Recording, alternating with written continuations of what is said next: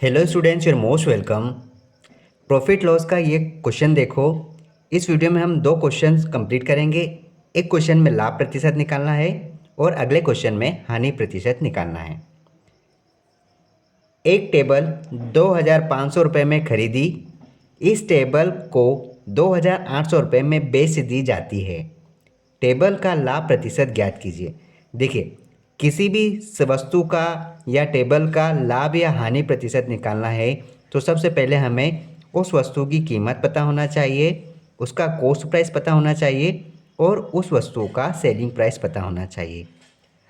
आप इन दोनों का रेशियो निकाल लो, आपको यहाँ पर लाभ और हानि का अनुमान हो जाएगा।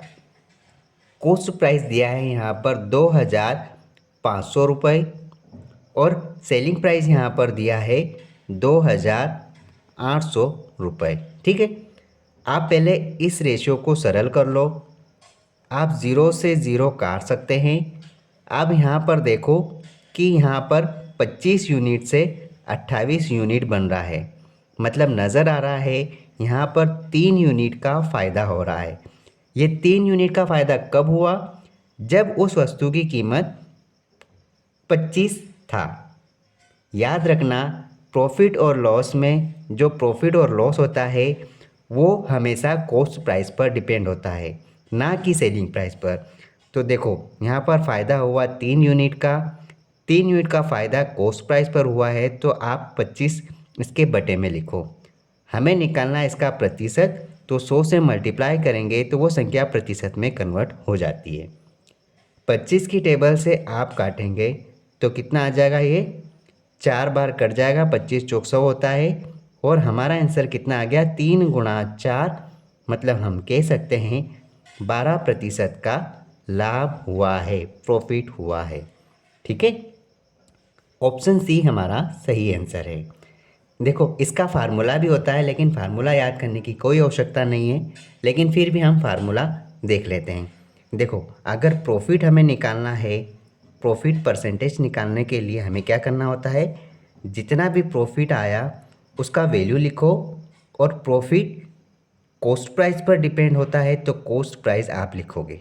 प्रतिशत निकालना है तो हम इस संख्या में 100 का मल्टीप्लाई कर देते हैं तो हमको ये वैल्यू मिल जाती है।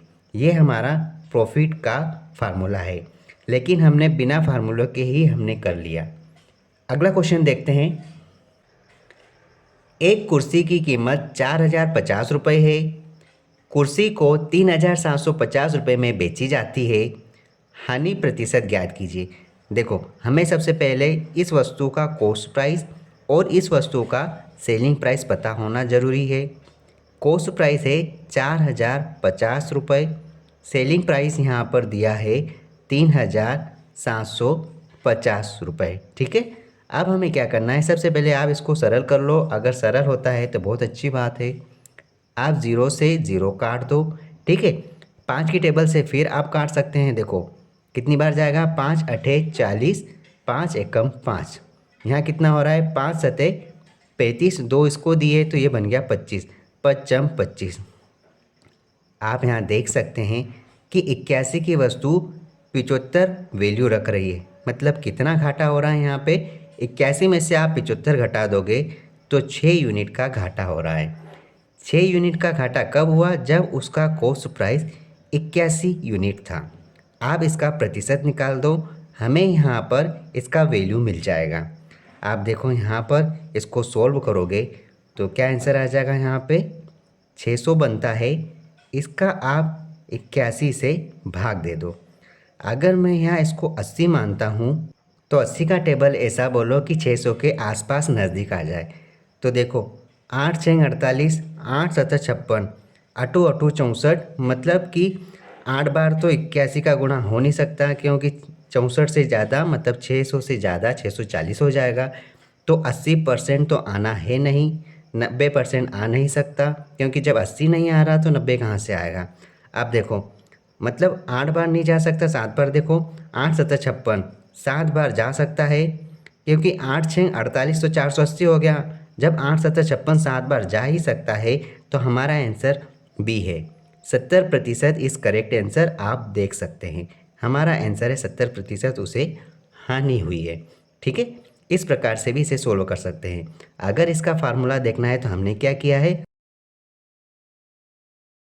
यहाँ पर जितना भी लॉस है उसमें हमने कॉस्ट प्राइस का डिवाइड किया है और प्रतिशत निकालना था तो हमने 100 का मल्टीप्लाई किया, हमारा आंसर प्रतिशत में आ गया।